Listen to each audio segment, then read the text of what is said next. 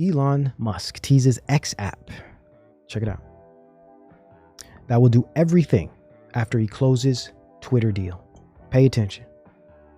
That will do what? Everything. I don't think that's hyperbole. Not for a second. I take this man very seriously. He doesn't joke around much. Everything. An app that can do everything. Public health, finances, labor force, food, everything through your X app. But only under one very, very important string attached. We need your identity. We need to authenticate all human beings. All human beings need to be authenticated through your identity, which will require biometric biobehavioral data. Now, let's go to the next. We're moving here. Let's check it out. Let's see where we at. Real X-Men. We did Real X-Men, Engineering the New Right. We covered those. Do you smell what Musk is cooking? Do you smell it? Musk? Do you smell the musk? Do you smell it? Do you smell what Musk is cooking? It's a legitimate question. Because I don't think enough people do smell it. I smell it. It's all about. It's all about. Check it. Elon Musk suggests Twitter changes, including authentication checkmark. This is why he will be pushing authentication big time. Because this is the introduction to the full-on digital ID that will also have social credit systems, carbon tracking, biometric readers, and of course, injection verification. When needed. Elon Musk wants to authenticate every Twitter user. Crypto Twitter should take notice. Now again, he's going to have to slip this in slowly. He's not going to come out and be like, we're going to need your biometrics. We're going to need some type of bio data. He ain't going to come out like that. He'll come out with something like your phone number and they kind of already do that, but he'll find some way to make it, acceptable, because it's about diffusion. And you can't diffuse a technology into a society until it's accepted by the population, hence trust and compliance, hence the push for safety and security. They have to coax you. They have to convince you that you want this. You want this in your life because of this and that. You want this, right? Nah, we don't want it. Nothing to do with it, bro. And you got all these crypto bros, all of these internet guys out here pushing this Tesla. Just wait. I'm gonna get into it. We just getting into it, man. All right, man. Let's go. All right. So, part of authentication is the elimination of privacy. That's already happening. Privacy is almost an old idea at this point, but I'm talking about full transparency. That's what comes with digitization. That's what comes with automation. That's what comes with a spatial web. Sorry. That's what comes with the spatial web, because everything is virtual, such that you're going to need transparency such that you can trust transactions. It is my belief this is why they're pushing crypto so hard, because they're trying to build the transaction infrastructure. And part of that transaction infrastructure, in order not for it just to work, but for people to use it alone, just to get people to merely use this stuff, there has to be some high quality security, because people don't trust. They don't want to get robbed. They don't want to lose money. They don't want to get scammed. Hence, scamming being one of the shoo-ins here.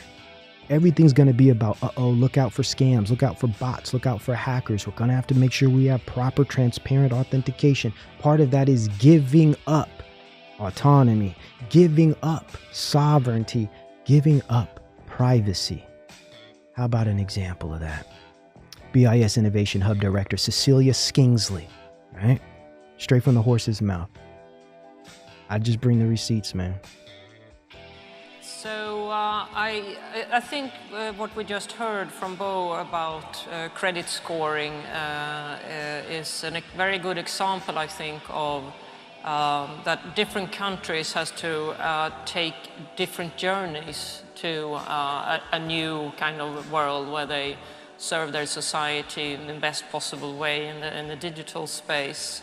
Other countries might kind of find this not the way to go forward. So we all have different preferences, and this preference on privacy or anonymity is tricky. A lot of people I meet, and I've spoken about this for years now, says that they don't want to have their payments kind of distributed among commerce, but they're very happy to have a lot of CCTV cameras because they find it's worth to give up a little bit of privacy to get security, etc. So I think bottom line is every country has to look into this from their own particular perspective. What is the current state? Where do they want to move it?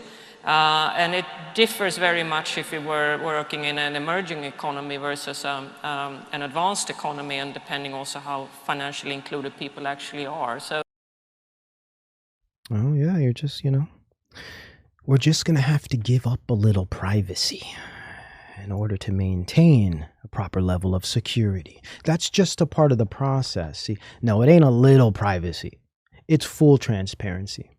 Now let's watch a clip of Elon Musk and let's dissect his ideas. Let's dissect his perspectives, okay? But this clip is perfect to get a real perspective of the transhumanist. Let's not even talk about Musk as a person.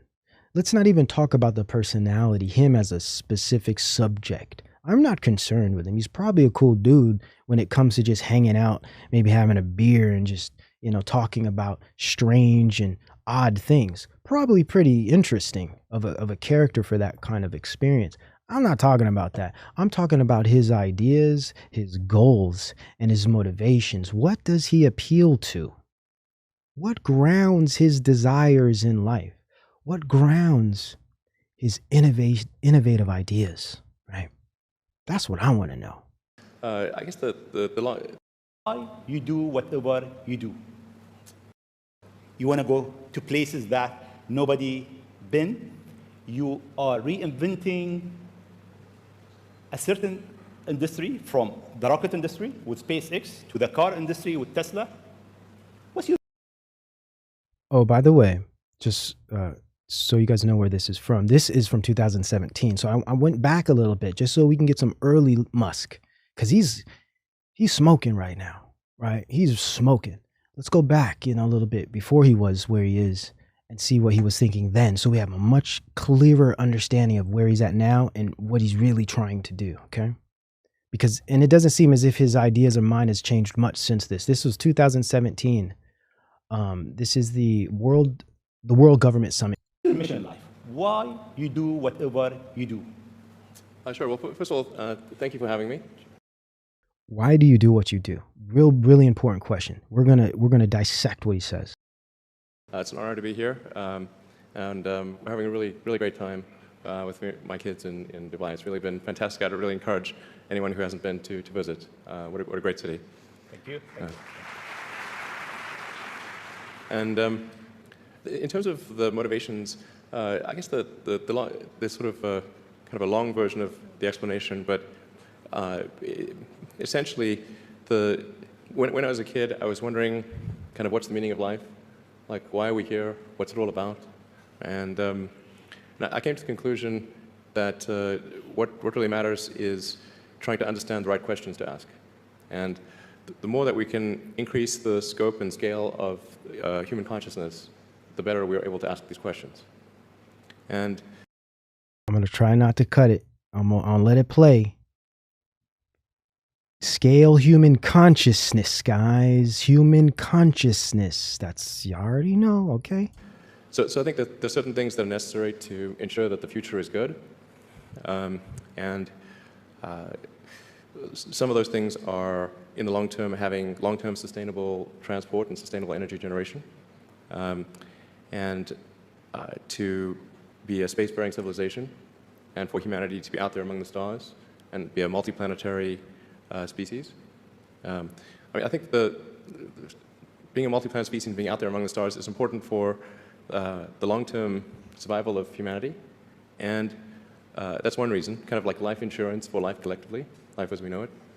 But then the part that I find personally most motivating is that it creates a sense of adventure. And it makes people excited about the future. And if you consider two futures, one where we are forever confined to Earth until eventually something terrible happens, or another future where we are out there on many planets, maybe even going beyond the solar system.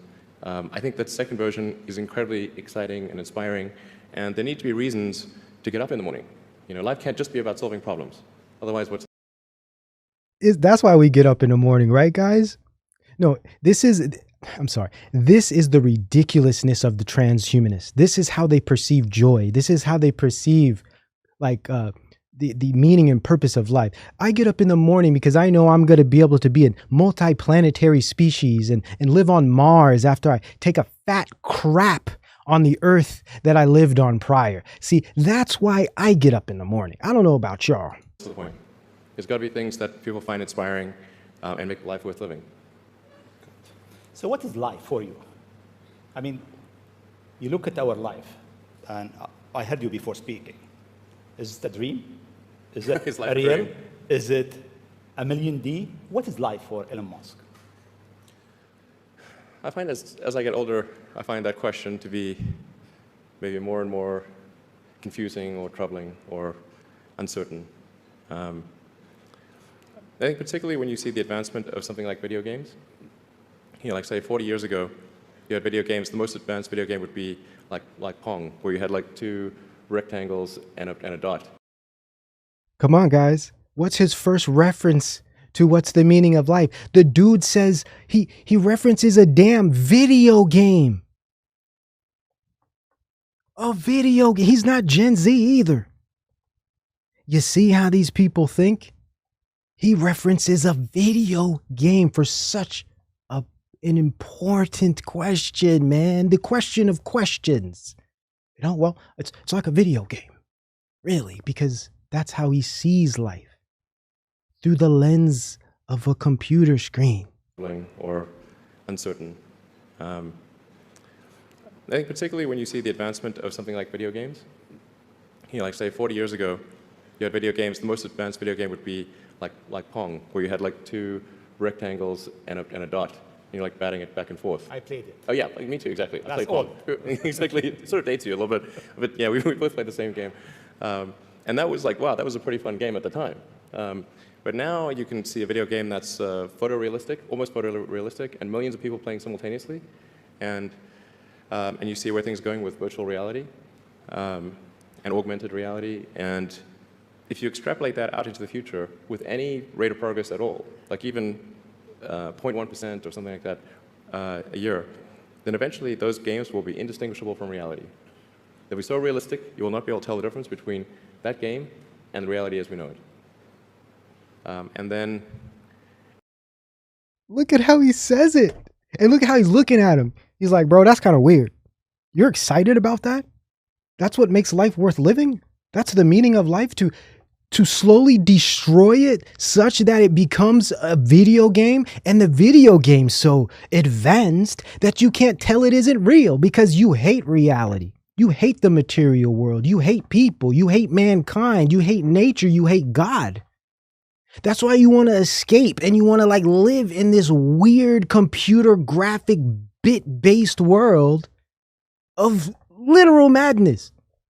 I'm sorry. I need to chill out. I need to calm down because, you know, these guys just get under your skin a little bit, man. It seems like, well, how do we know that that didn't happen in the past and that we're not in one of those games ourselves? Interesting. Interesting. I mean... Maybe we're in a simulation. How do you know? Who knows? Could be. Everything is possible in life. I mean, particularly like things seem to be accelerating to something. Isn't it? I mean, if we look at our life, it seems in the past 100 years, life been accelerating quite fast. Yeah. In the past 20, It's much getting faster. faster and faster. Is it more slow? So my question is really, how life will be in Earth 20, 30, 50 years from now, our education, our transport. How do you see it? Well, I think this is one of those things that's quite difficult to predict. When you think of... Hold on, guys. I had some things written here I wanted to say before we keep going, because you gotta admit, it's almost mind-blowing, right? Like, this perspective, this worldview, that's why we study these things. These are the guys shaping the future of you and I's world, our experiences. This is the guy. You see all these big YouTubers and influencers on social media and politicians saying, oh, what a great guy. This is how he sees the world. Or should we say how he doesn't see the world? Because he doesn't see the world. He has like imaginative ideas of what could possibly be outside of it. That's even worse because he's not addressing reality for what it is. He wants something different. He wants something else. He's looking elsewhere instead of here. You're asking him a question about here, but he's thinking and looking elsewhere. Nowhere. So, adventurous narrative. He says, we need to have an adventurous narrative. You know what he meant by adventurous narrative to life? Think about narrative and adventure. I think of like Pokemon Go. I think of video games. I think of anime. I think of fantasy, right? Adventure and narrative. Detached. He's detached from reality, from the human population too, because he's a billionaire. This dude don't know people. Do you think he really knows anything about people? He knows a whole lot about technology. Sure. Oh, sure. You don't know spit about people. Period. Yet he's guiding the future of human communication. Huh? How can you authenticate a human when you don't know what a human is? Player one, there we go. That's another one. Life, he says. Life, analogous to a video game, fantasy. His feet are not on the ground. They're not. Void, in his response, it really just equated life to a video game, or the potential of turning life into a very good, believable video game, because that's all he said. So his perspective of life, what was it devoid of? It was devoid of purpose. It was devoid of transcendental meaning. It was literally limited to that which a computer can produce, that which only mere data can represent. There was nothing human in his response, guys. Life as merely a vehicle. This is how he sees life. Not to procreate, not to communicate, not to enjoy, and to bask in. Not to experience physically, materially. But life as merely a vehicle for the marvel of technological development. Techno-fantasy. Devoid of humanness. A boy in his video games. Life is a subjective reality that you can build for yourself in the metaverse. That was the subtext of his message. He's got 9 kids. Are you kidding me? Goodness gracious. They must have a nanny of sorts. Wouldn't be surprised if it was a damn robot. What was the nanny robot in Jetsons? What was her name? Goodness. Somebody's going to say it in there. What was her name? Damn. It escapes me. But y'all know what I'm getting at. So I think it started with an M. I don't know. Somebody's going to say it here. Robots don't need nannies. That's funny. That's funny. He's a woman. Yeah? Wouldn't be surprised. For a second. I wouldn't be surprised at all if any of these people were not what they say. Betsy. There we go. It was a B, not an M. Betsy or Nancy? Oh no, Betsy. Rosie. Not Betsy. Rosie. There we go. An R. Rosie. Daisy. Betsy, Daisy. Close, right? We're all kind of like, yeah, Rosie. I think it was Rosie. She was actually really cool. I think she might have been my favorite character on the show, actually. I liked the son. What was his name? goodness. That was old school stuff, man. What was the son's name? Not Mackenzie. Leroy. Yeah, Leroy. Yeah. Man, anyhow. Predictive programming, right? A boy and his video games. Life is a subjective fantasy. All right, now let's go to 1730. Automation, right? Let's go.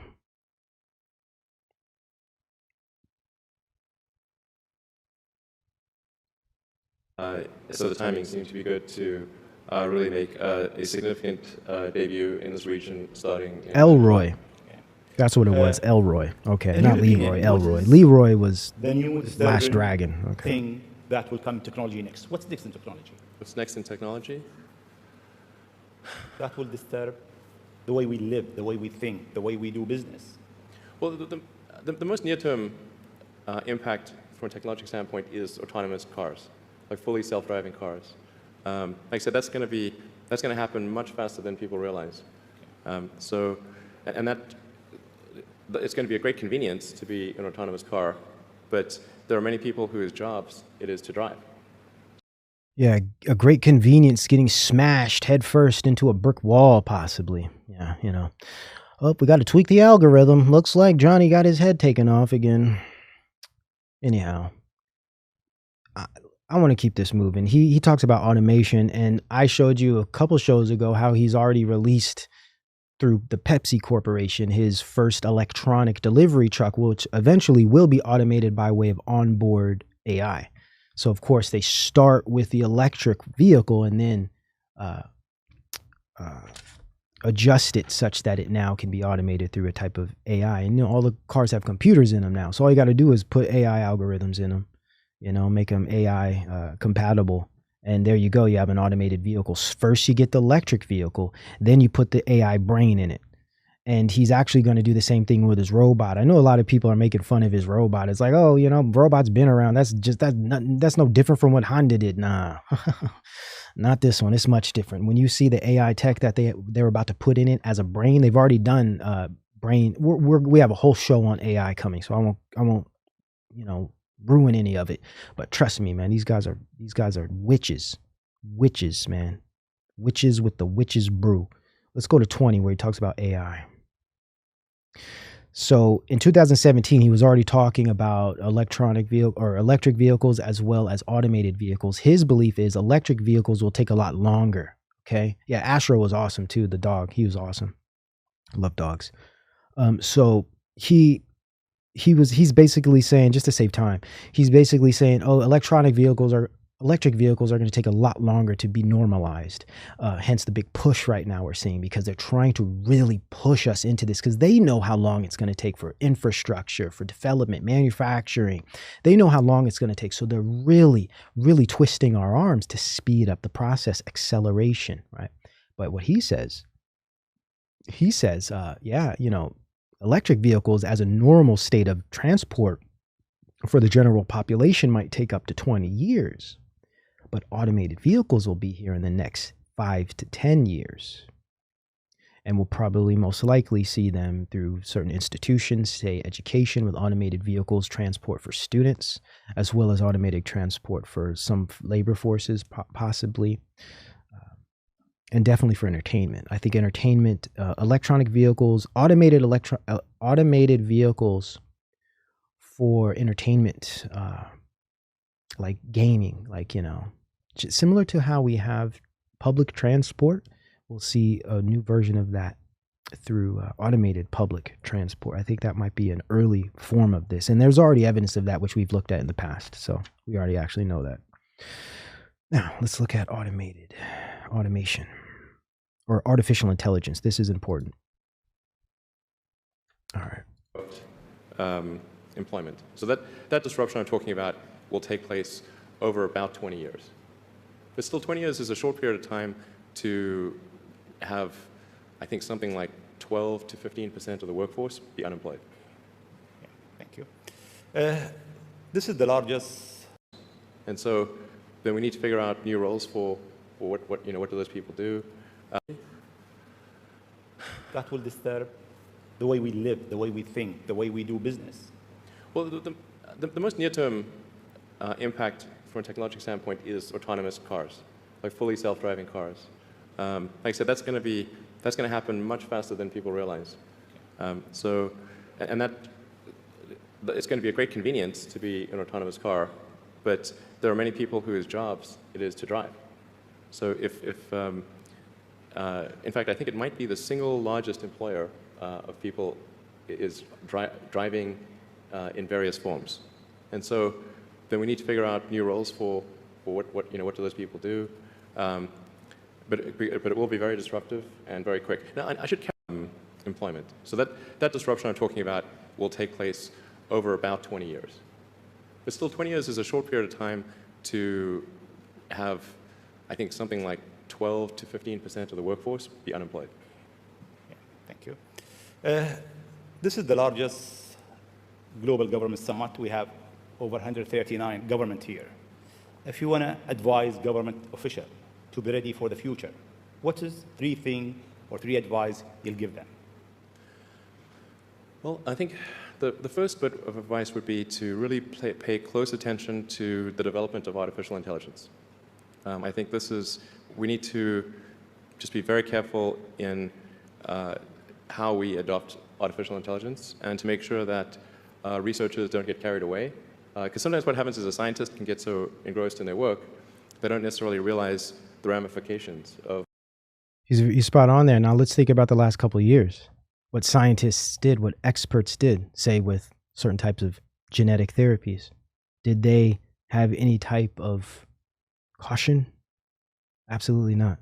So this is lip service. We just have to, he's always pushing the fear. And the reason I personally believe the reason he pushes fear of AI, well, in part, for one, he knows that there will be little caution. Caution will be thrown to the wind. It's about markets. It's about technological development. And more importantly, it's about control and surveillance. So they're only going to be looking at those things. They're not going to be looking at the fallout, right? That's one part. The other part is he's trying to sell the idea of merging with machine through singularity, biodigital convergence. So he's going to have to prop up, or should I say, he's going to have to really exaggerate the negative potential of AI such that we'll feel as if we have to merge with it. Otherwise, we'll be eaten up. You know what I mean? Let's continue. What they're doing. So I think it's important for public safety that governments keep a close eye on artificial intelligence and make sure that it does not represent a danger to the public. Let's see. Secondly, I would say we do need to think about transport in general. And there's the movement towards electric vehicles, sustainable transport. I think that's going to be good for many reasons, but again, not something that happens immediately. That'll happen slower than the self-driving vehicles. So that's Are drones AI? AI is a process. AI is a type of computer pattern recognition process, or I guess, yeah, it's a pattern recognition microprocess. So basically, you could put AI in almost anything with, say, anything chippable, right? And there's the whole computer chip problem we have that I won't have time to go in today with China and everything. I wanted to touch on that. We won't have time. I might have to do a special show on that. But there's a chip war now, and this is all by design. Oh my goodness, I can't wait to share some of these views I have, because they're really pushing this. It's all about accelerating everything through crisis. And the thing is, we're the ones that suffer. Our systems fail. We have to carry all the burden. So they could say, oh, well, everything sucks, guys. Looks like we're going to have to rebuild everything with AI, right? So you could very easily put AI into a drone. Very easily, right? We got a whole bunch of AI stuff coming, man. A whole bunch of stuff coming. Hold on. There we go. Okay, I just want to make sure this is still working. All right, let's... He talks about electrification next here. So I'm showing you this as predictive programming for what we're seeing now. Here in 2017, he was talking about automation, AI, electric cars, everything we're hearing now politically. So he's part of the engineer group, the brain group, the thinking group, the think tank, and also culture influence. so he's going to talk about electrification, and that has to do with everything we're seeing now with the circular economy and carbon and getting rid of fossil fuels, and because they want to electrify everything, because everything will be functioning through chips. Everything will be computerized. That's probably something that happens 30 or 40 years, the transition to electric vehicles. So thinking about that in context, the demand for electricity will increase dramatically. So currently, in terms of total energy usage in the world, it's about 1/3 electricity, about 1/3 transport, about 1/3 heating. So over time, that will transition to almost all, not all, but predominantly electricity, which means that the demand for electricity will probably triple. So it's going to be very important to think about how do you make so much more electricity.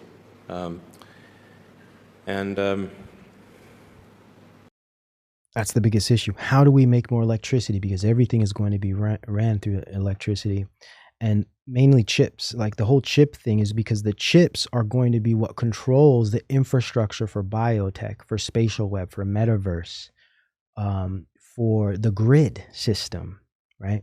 All of these things are going to be functioning on electronic chips and computer, whether it be software or hardware, right? So everything is about electrification. Everything. I'm gonna tell you guys, no conspiracies needed. It's all facts here. It's all blatant. That's the only reason we're going through this environmental issue. It's not because of the climate is changing. It's not because we're harming the environment. Wait till you see how much harm these types of technologies will cause on the environment that already exists. It has nothing to do with any of those things. It's about transitioning into a new digitized world where everything is connected. Everything is centralized. They try to sell this decentralized concept to appeal to and appease the libertarians. But see, they're falling right into the hole. And me, I'm very libertarian in many ways myself. So I get that perspective. But look, you got to know where this stuff is going. You have to follow the logic, the computer logic, the technological logic, right? You have to follow it, but also you have to follow the funding. You have to follow the money, and you have to see who's in control, right? What is this stuff being built up for? It's not being built up for freedom, decentralized freedom, liberty. We're going to have to figure that out on our own. We're going to have to figure out how we're going to survive. Clearly, the good thing is, it's just getting started. It's so infantile right now. It's hardly crawling. That's why we have so much psyops. That's why you have such social engineering and propaganda and orchestrated crisis, because they're trying to speed things up. Good thing is we know they're far behind, and they're itching, they're sweating, they're running out of time. So they're pushing, right? The good thing is they're nowhere near where they want to be. All right. Some of the tech is pretty advanced. Robotics is crazy. AI is pretty advanced. The most advanced thing is, I'd say, definitely graphics, visual graphics, deep fakes. All of those types of things are pretty advanced. Like quote unquote Bluebeam, which is probably a defunct program, but the technology for Bluebeam is like on a level we couldn't even imagine. But as far as AI, what they really want is AGI, artificial general intelligence. They're nowhere near that. I have a bunch of papers. We're going to eventually get there, but they're so far. So for me, I'm very optimistic, surprisingly, about a lot of this, because it's a lot of fluff. It's a lot of exaggeration and embellishment and techno fantasy with a bunch of designer fallacies. So personally, like, I know they will fail in that it will not be what they're telling us it will be, but it will be a surveillance state. There will be requirements. There will be a biosecurity state for sure. But I don't think it's going to be the way they want. And there's going to be loopholes. There's going to be so many ways that we can rig things. I personally believe, just based on human innovation and human creativity, right? I'm sure of it. Just based on God's creation alone, we're brilliant. We're far more brilliant in many nuanced and metaphysical ways that a computer, that a machine could never reproduce ever. So I have no fear in any of this. I'm only exposing it to present the ridiculous, fantastical nature of it.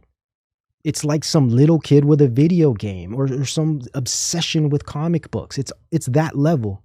The problem is these guys got mad money, filthy rich, very influential, power. They have power. That's the problem. Seem they have an easy job. That's it. There's no more challenges for them. No, well, then I think maybe these things do play into each other a little bit. But what to do about mass unemployment? This is going to be a massive social challenge. Now, this will be a reality for sure. This will be one aspect of all of this that will happen. Mass employment and also probably food shortages and fuel energy shortages. But those all will be by design. That's the problem. It's not organic. It's not natural. They will be by design because it's part of the reconstruction, right? Deconstruct to reconstruct, break down to build back. But we will figure out a way to survive. You better believe it. All praises to the Most High. I'm not worried about a damn thing, okay? Because he got all things covered. And I think ultimately we will have to have some kind of universal basic income. I don't think we're going to have a choice. Universal basic income. Universal basic income. I think it's going to be necessary. So there it is. Let me run it back. And I think ultimately we will have to have some kind of universal basic income. I don't think we're going to have a choice. universal basic income. Universal basic income. I think it's going to be necessary. So it means that unemployed people will be paid across the globe. Yeah. Because there is no job. Machine, robot is taking over. There will be fewer and fewer jobs that a robot cannot do better. Okay. That's simply and I want to be clear that these are not things that I think that I wish would happen. These are simply things that I think probably will happen. And since if my assessment is correct and they probably will happen, then we need to say what are we going to do about it. And I think some kind of a universal basic income is going to be necessary. Now the output of goods and services will be extremely high. So with automation, there will come abundance. There will be almost everything will get very cheap. I think I think we'll just end up doing universal basic income. It's going to Because complete markets will be changing. Things will be very cheap, but more importantly, there will be digital products. See, he's not really saying it, but we're moving from a type of material, brick and mortar goods and services to knowledge services, to cultural services, as David Bell would say. Daniel Bell, sorry. These services, they're virtual services, they're virtual experiences. So we will be experiencing more virtual digital things than physical things, but physical things will be cheap too, because there will be less demand for them, right? And complete industries are going to be changing such that our whole fabric of market experience, et cetera, will be changing, will be different. In many cases, and this is down the line, I don't see this happening tomorrow or even in 10 years, but essentially we won't have to work. Housing will most likely be free. And the younger generations will really love this. Housing will be free in many cases. You won't have to work. You'll literally be paid to play video games and to give behavioral data. That's how people are going to make a living, through behavioral data. And the behavioral data will be used to train the AI that's automating the entire industries. See, very similar to Black Mirror in the 15 Million Merits episode, like that. Like that's what they're moving towards. Again, I don't see this actually working out just because it's just too crazy. It doesn't make any sense. But people won't have to work. It's going to be a completely different paradigm, unlike anything we've ever experienced in our lives, right? So a lot of it will sound good to people because imagine I don't got to work. All I got to do is I get to stay home and entertain myself to death. I get to stay home and surf the internet and play video games and watch movies and watch shows. And I'm paid for it because I'm paid for my attention. See, I'm paid for my attention. To many, especially the younger generations, they're already doing it. What do you think social media is? Look at these gaming streamers. Look at these streamers that just play video games and talk. They're already doing it. They're already doing it. So I could definitely see it at least happening to some extent, right? How's it going to look? We don't really know. No life, yeah. That's not living, guys. That's not living. We're already prepared for it psychologically, right? We're already prepared for it. And all the young kids, man, they're just being walked off a cliff. Yes, the conservative racer, we can't talk about AI without addressing the spiritual aspect. Yeah, it's very real. It's extremely esoteric, and it's hard to really like accurately pinpoint, but I definitely agree I think there will be, because AI doesn't exist in the general sense, AGI, artificial general intelligence, because that's our goal. It doesn't exist yet, but I personally believe you're right. Once they do once they do accomplish some level of AGI, there will be spirits in it. I mean, goodness, it just makes sense, right? It totally makes sense to me, you know. It totally. We used to have like keyboards that we'd use a lot. Now we do most of our input through our thumbs on a phone. And that's just very slow. A computer can communicate at 1 trillion bits per second, but your thumb can maybe do, I don't know, 10 bits per second or 100 if you're being generous. So some high bandwidth interface to the brain, I think, will be something that helps achieve a symbiosis between human and machine intelligence, and maybe solves the control problem and the usefulness problem. The usefulness problem. He's referring to the Harari concept of humans will be useless. We won't need you. So he's like, we'll solve. See, again, primary action solution. They got different solutions for each side. We're going to solve the problem of humanness, right? Because automation kind of negates humanness. We're going to solve the problem of humans being here and present, not only by farming data, right? But also we're going to merge human with machine so that we can solve all the problems. And we start to what? Technokinesis. We merge with the machine such that we can wield the technology as it's part of us. See, technokinesis. That's a perfect example of that. Biodigital convergence. He says man-machine symbiosis. See, guys, this is Elon Musk. Do you hear what he's saying? These are his goals for the future. This is how he plans on fixing the human problem, the cultural issues. Computers, AI technology. And you do understand, in order for that to be a reality, in order to merge with machine, two things. One, disembodiment. Two, the loss, the relinquishing of bodily autonomy. Your body is no longer autonomous once it is hooked up and connected to the internet, i.e., Internet of Bodies. Yeah, man.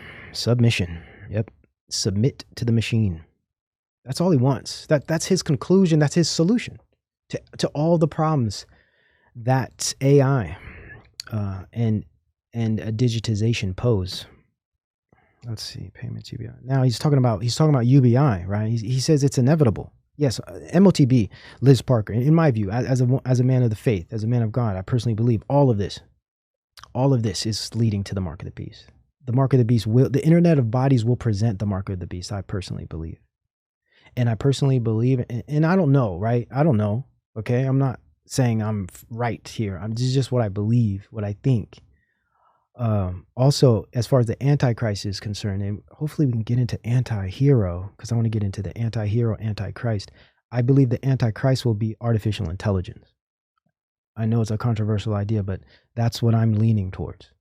I believe the Antichrist will be an artificial intelligence representation of a man, of a being, because by this time, AI will be considered a being, legally even, actually. It will be perceived as sentient. And it's very possible and likely that it will have a spirit. And it will be perfect. It will solve all problems. It will fix things in a way that people worship, because no human being could ever accomplish such feats. It will have so much data. It will be able to enact a type of human behavior that fools everyone. It will be perfect in that sense.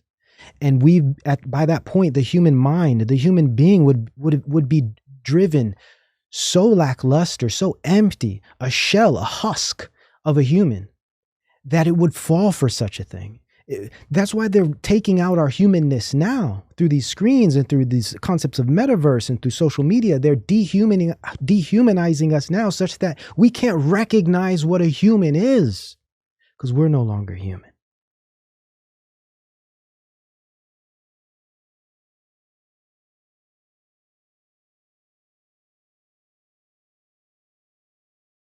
Governments and private sector can use CBDCs to program smart contracts for target policies. Welfare payments, UBI, consumption coupons, food stamps, CBDC can be programmed to determine what people can and cannot own.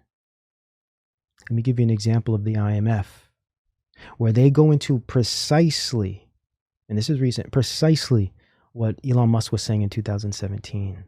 Okay, check this out. It's all unfolding. The thing is, we can fight this, guys. We don't have to accept this. We have to make it very difficult for them to construct and build this fantasy. And one way of doing that, of course, non-compliance, but creating our own parallel economies, our own para-economies, para-communities, right? They need our compliance. They need our acquiescence. We don't have to do it, guys. They rely on us for this to work. Don't ever forget that. CBDC can improve financial inclusion is through what we call programmability. That is, CBDC can allow government agencies and private sector players to program, to create smart contracts, to allow targeted policy functions. For example, welfare payment. For example, consumption coupon. For example, food stamp. By programming CBDC, those money can be precisely targeted for what kind of people can own and what kind of use this money can be utilized. For example, for food. So this potential programmability can help government agencies to precisely target their support to those people who need support. So that way can also improve financial inclusion. Of course, I want to end with a caveat because CBDC is not a panacea. CBDC cannot solve every challenge in financial inclusion. There are some aspects of financial inclusion is not related to technology. For example, financial literacy, digital literacy. So CBDC has to work with other policies together to try to improve financial inclusion. I stop here. Very important. And they are clearly, they know what they're up against. They know there's a lot of fallout that will occur. A lot of technological difficulties, technological issues. They know these things aren't going, it's going to be a bumpy road, guys, put it this way, as far as this digitization is concerned. That's why it's so important to keep cash around and keep cash alive. Especially just the anonymity that comes with cash. It maintains a type of separation from market and machine, or should I say from state and machine. You can't necessarily be tracked in a way that you can with other digital forms, especially when we're talking about blockchain.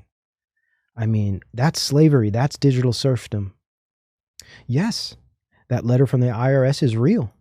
You could be owed $1,400. 9 million households could still be due significant stimulus money and for expanded child tax credit and earned income tax credit payments. Now, again, speculation. But it's interesting how all of these stimulus checks and concepts of UBI coming out, all of a sudden now, of course, people need the assistance. Clearly, a lot of people have lost work. Things have changed. Yeah, social engineering, Michael Ryan, you better believe it.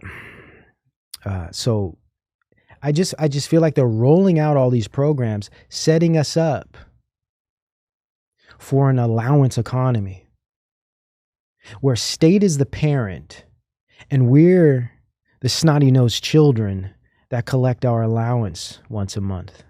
so we can go buy candy and maybe a video game.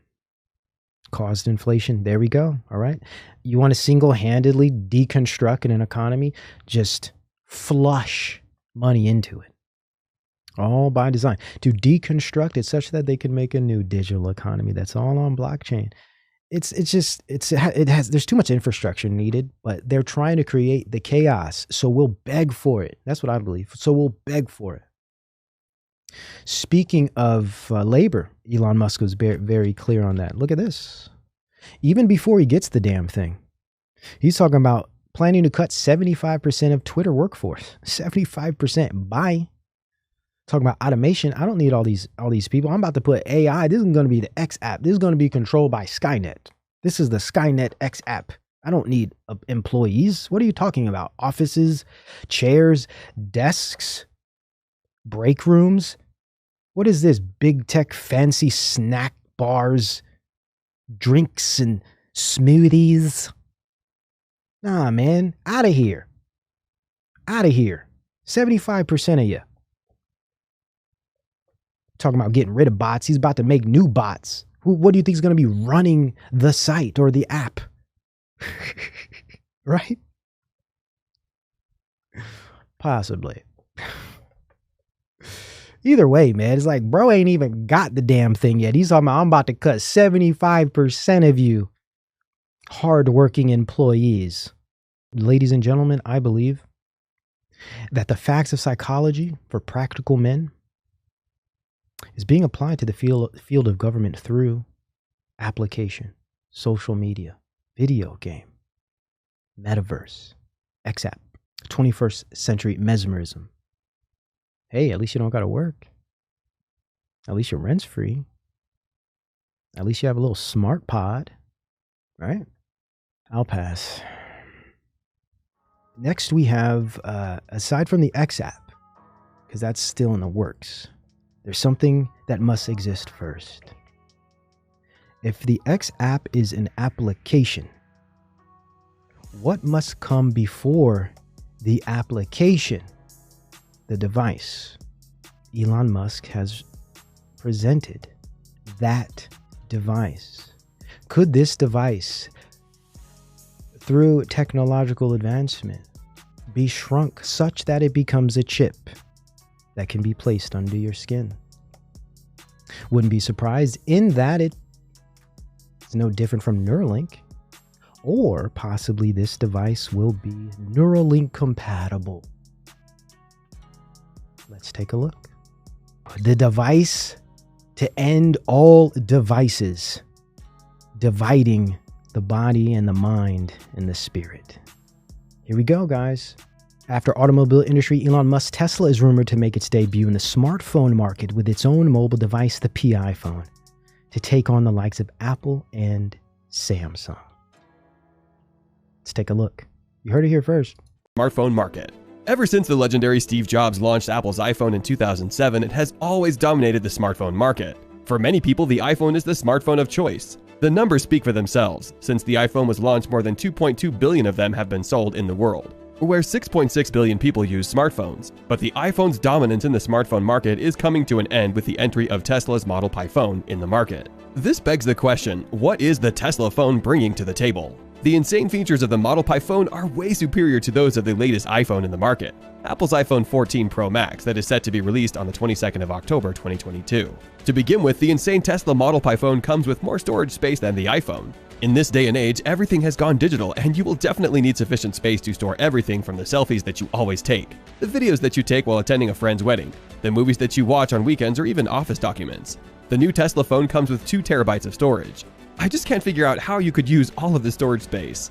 The storage space is more than that of most laptops, let alone an iPhone that has a storage space of 512 gigabytes maximum. Similarly, for better performance, the Tesla Model Pi has 16 gigabytes of RAM, which is more than double an iPhone's 6 gigabytes of RAM. If you love playing the latest Steam games on your phone, there is no doubt that you will understand the significance of having sufficient RAM. With limited RAM, your phone will be prone to hanging, which could seriously disappoint you while you want to connect to a call or make an important transaction in the mall. You can be sure that most people who love playing games on their smartphones will go for the Model Pi phone. The high performance of Tesla's new phone is also enhanced by its powerful processor. The role of the microprocessor in a phone is... Look, guys, This thing is going to blow the iPhone out of the water. And everyone's going to want it. I see so many guys on the internet, like in the tech world, promoting this stuff, man. And they're so-called red pill dudes, too. It's so crazy. They have no idea what this is going to bring. And here it is, full spectrum. He got the electric cars. He got the Neuralink. He got the X app.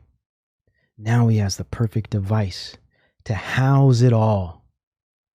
It's cheaper. It's better. It's faster. It's cooler. It's all here, man. It's all happening. And everyone's going to love it. Everyone's going to love it.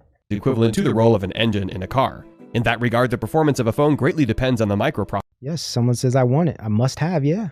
It's amazing. It truly is. It's an amazing piece of technology. But it has strings attached, guys. Strings attached. Processor that it uses. Tesla founder and CEO Elon Musk has just revealed that the Model Pi phone will have crypto mining properties, which is a sure testament to its insane properties. It will be mining Mars coin. Other cryptos such as Bitcoin are quite hectic to mine. A miner uses multiple computers when mining cryptocurrency. Someone says, it's a trap. I'll say, it's a trap. Not it's a knife, it's a trap. Therefore, the Pi phone's processor is so powerful to an extent that it can do work that is normally done by a number of computers. The iPhone's microprocessor is no match for Model Pi's microprocessor. It's pretty stressful when your phone's charge gets drained and you are not able to access a charging point. You will soon be forgetting the anxiety that comes with the warnings about your phone's low battery, thanks to Tesla's new phone that has a battery capacity of 7,000 milliamps, compared to the battery capacity of the iPhone, which is 5,000 milliamps. It is no surprise that the Model Pi has a great battery capacity, since Tesla has always been working on improving their battery technologies for their plethora of products that use batteries. From the Tesla EVs, the Tesla Home, the Tesla Bot, and even the Tesla Model Pi phone. A closer look at the Tesla phone shows that it may not even reach to a point where its battery will get drained. Here is why. This futuristic phone will have a solar charging capacity. It has some solar panels embedded on its back, which help the phone to trap the solar energy, which is later stored in the 7,000 milliamp battery. There is no need to complain about a low battery so long as the sun shines. Exposing the insane phone to sunlight is enough to make it start charging. The charging superiority of the Tesla phone is something that is unheard of in the smartphone industry. These features are attracting a lot of people and governments that are promoting the use of sustainable and green energy. See, guys, this is the ultimate phone. First, we had the Obama phone. See, the Obama phone was the introduction. See, the Obama phone was introducing the lower classes, quote unquote, the underdeveloped aspects of society. See, everyone could have a phone now. I think Master P was selling phones too. The Obama phone broke down the door. Jab phone. Yeah, there you go. See, this is the next level. We got the Musk phone. This is the beginning of the mark of the beast, man. Like, and I have to laugh to keep from crying, but here it is. It's happening, guys. Who knows how quick the process is going to be? It could take a lot longer than they planned. But look at the speed of technology right now. Look at the ignorance of the masses. Look at the addiction to technological products and devices and screens and applications and social media. And now we got crypto, and now people are really going to use these devices for these things specifically, right? What is even more amazing about Tesla's new phone is that it will facilitate the Neuralink technology, which is simply a connection between the brain and the phone. Through Neuralink technology, the users of the Model Pi phone will input commands into the phone by just thinking about them. This will be a big breakthrough for people who are suffering from speech disorders. The technology will also make it possible for doctors to read the brains of people who are in a coma, as the brain does not. Did he say speech disorders? Put commands into the phone by just thinking about them. This will be a big breakthrough for people who. Well, damn. Wow. Do you see it? Speech disorders? You don't say. I wonder if we might have an incoming, emerging speech disorder epidemic of sorts. Lockdowns hurt child speech and language skills. NIH National Library of Medicine, National Center of Biotechnology Information, impact of the COVID-19 pandemic on speech therapy for children with speech and language disorders. COVID-19 can increase your risk of developing 44 neurological disorders, including Alzheimer's, new study suggests.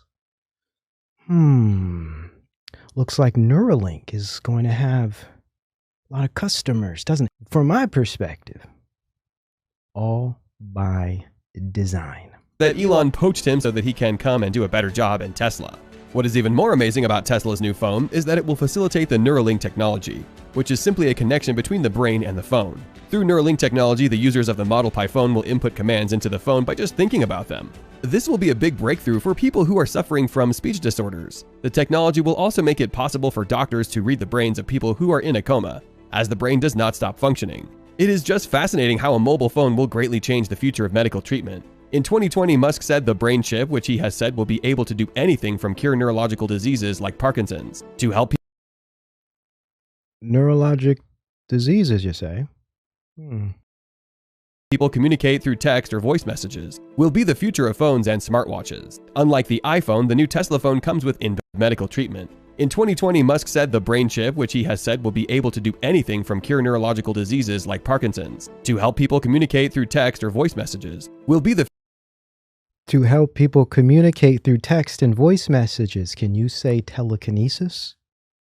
From technokinesis to telekinesis.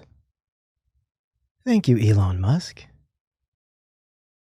future of phones and smartwatches. Unlike the iPhone, the new Tesla phone comes with inbuilt Wi-Fi. It will also have a satellite connection which is more powerful than the normal cellular connection that is currently in use.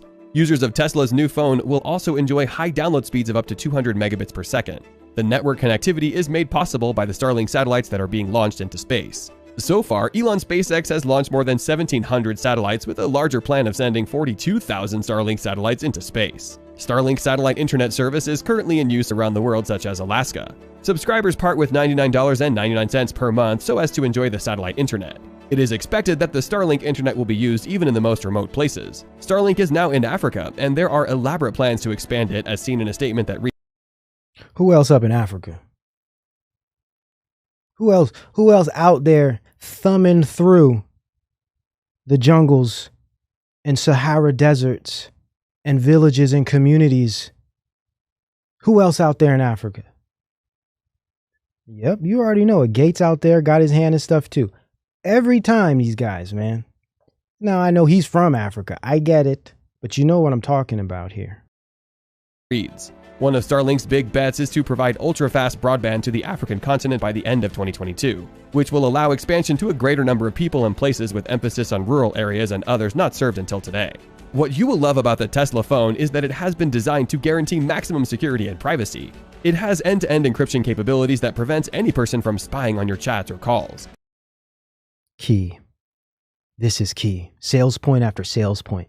This device has everything all the other smartphones don't have. Specifically, encryption and safety and security of what? Personal data. Whereby, through the use of this, you will be able to upload, whether that be consciousness, whether that be biometric data, behavioral data, safely, right? Because it's secure.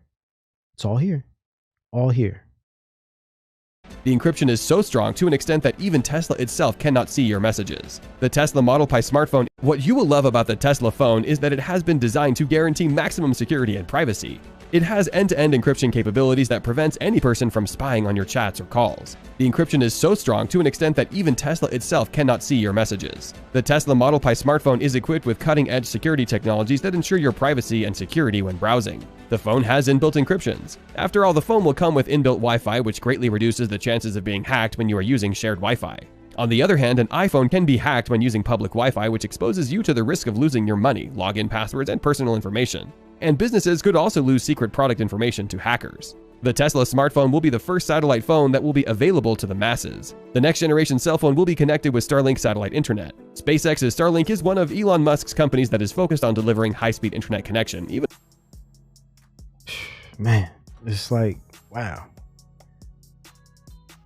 And that's how it's going to sell. People are going to be like, look, it's safe, it's secure. You know, it's not part of the engine, the machine. You know, it's this independent anti-hero Elon Musk's company. It's so edgy and cool, and it has all the perfect features. It's secure, encrypted. They have no idea. I personally believe one in Christ to discern these things. And what I've discovered, a lot of the people pushing this have no discernment. They don't have discernment. Logic and brains, that only gets you so far. See, be renewed, be in Christ, discern what's coming, because it's coming. It's here.